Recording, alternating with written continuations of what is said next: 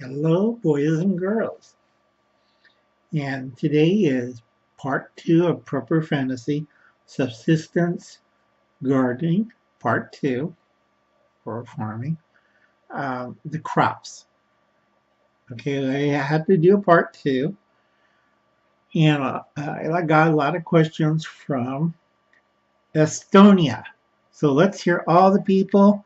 Hi, people from Estonia. Hello. This is Uncle Alan, aka Die Bullfrog 79. And those people in Estonia who enjoy my program, please hit like, subscribe, and sign up. Thank you very much, Estonia. Okay, uh, today's video is Prepper Fantasy, Subsistence Gardening, or Farming, Part 2, the crops.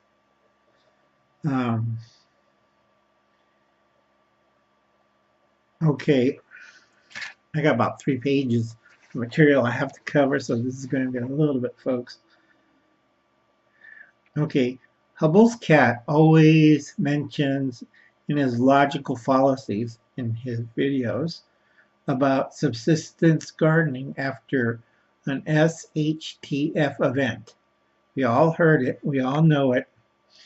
Anybody who watches this video is very entertaining, but we're getting tired of the subsistence gardening and his logical fallacies on it.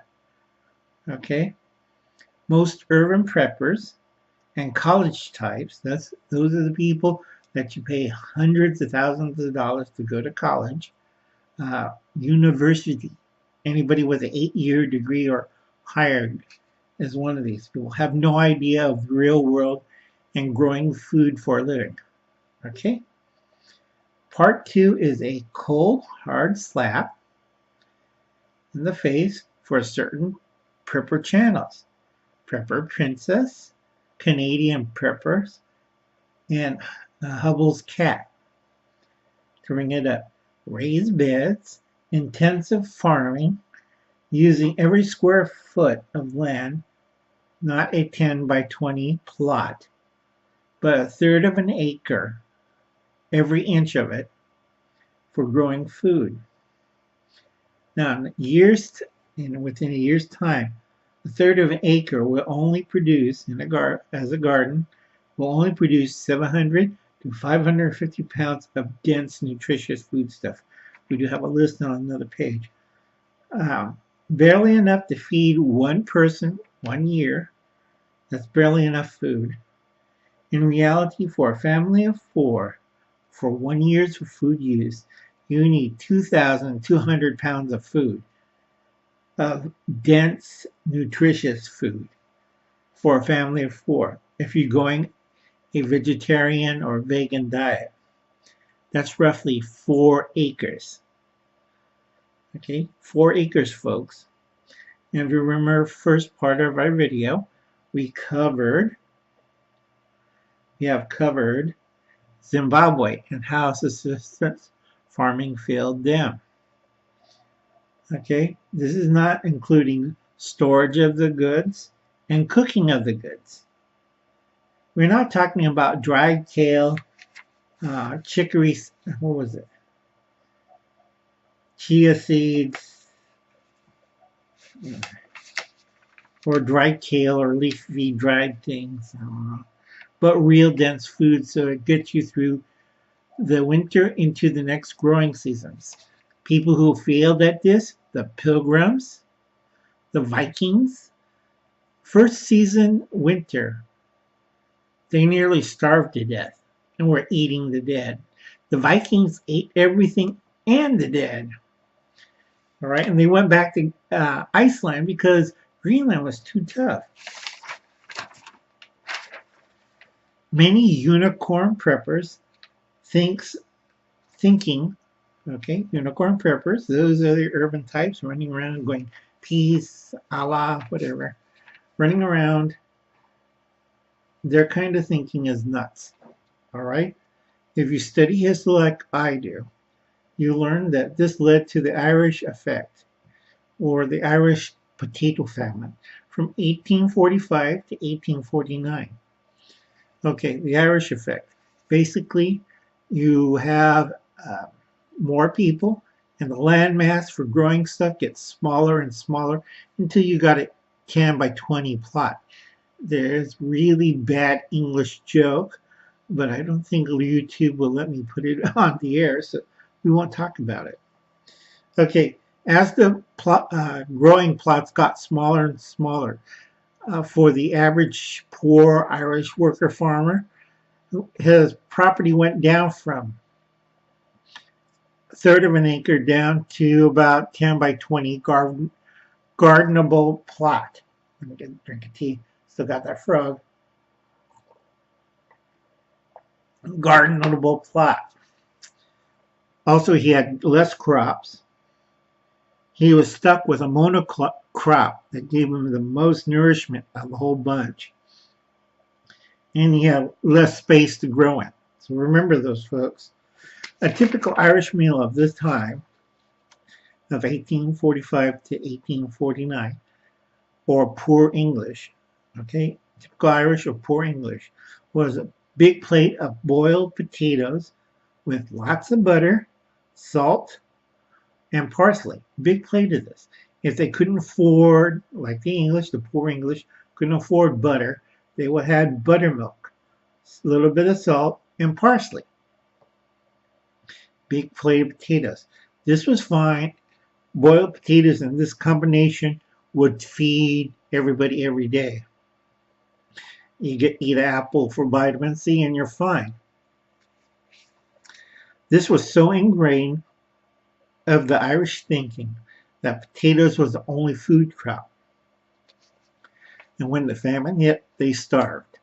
They had corn, they had wheat, they had millet, but that was considered, wheat was considered more of an export crop. Corn and oats was considered animal feeds, and only Scots eat that.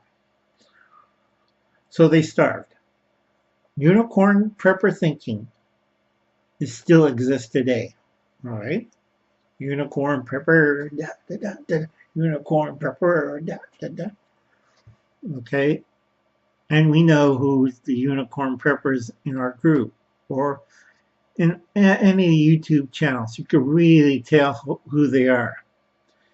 Okay, that's why Uncle Alan by Bullfrog 79 is a survivalist. I'm not a prepper. I'm not a unicorn.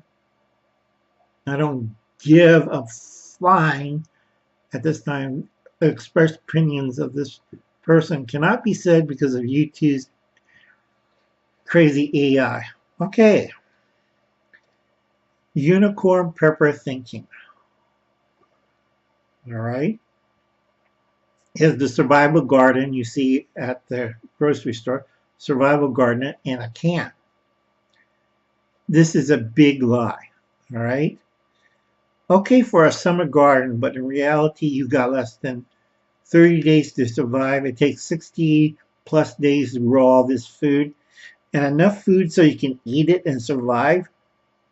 Okay, you're facing weather problems, bug problems, soil problems, and I'll open a can and presto, throw it out into a third of an acre and I'll have enough food to barely survive.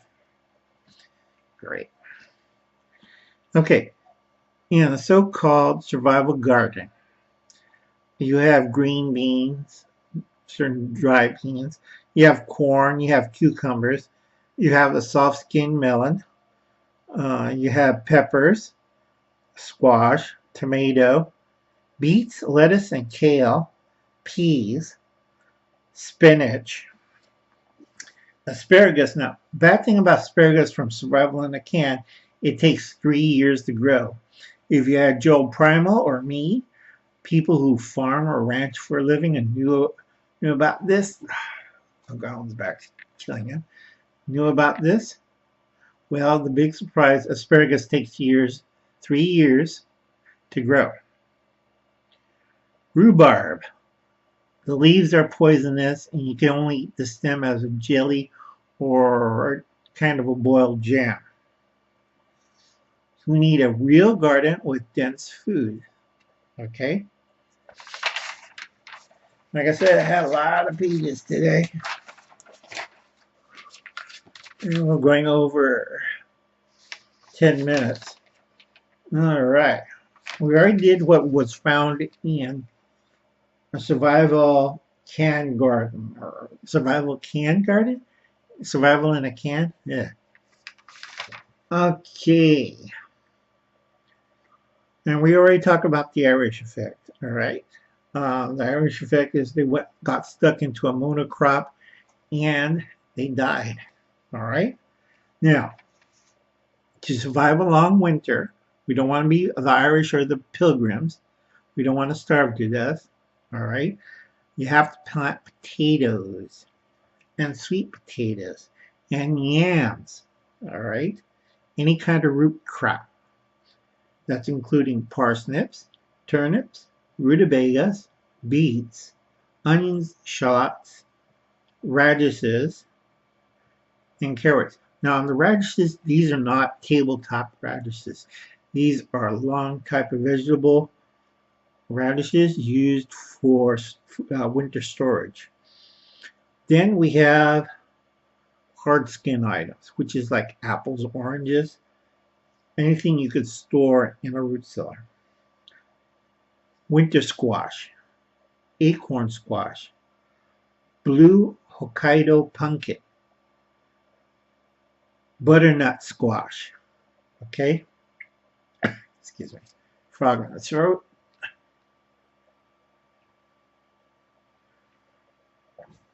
Anything with a hard skin that could survive the winter and storage. This is a root cellar at its best.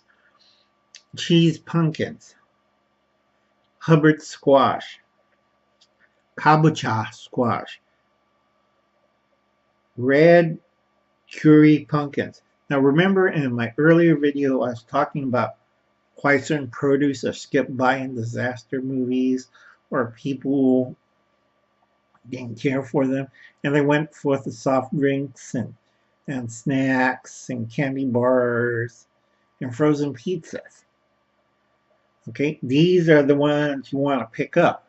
If you're in a disaster and you see a pile of this and you see a pile of chips, I will go for this instead of the chips. All right, but this is what keeps you alive through the winter, not the chips. Okay, red kuru pumpkins. All right, and then usually if you're growing a garden, you'll have like a leafy vegetable that can be stored, which would be cabbage. All right, cabbage stays, you can store it well in a root cellar. You can make kimchi or sauerkraut of it. Again, with the beans, you have dry beans for the winter use. And you also have corn. There's a flour corn and you also have sweet eating corn. Two different corns, so you're going to remember that. So we got all this in a regular high dense, high possible food garden. We have the summer garden, which is okay, but you can't really survive on this for a hard winter. So remember that, folks. Like and subscribe to my channel. Thank you for listening, kids. I hope you have a nice and wonderful day.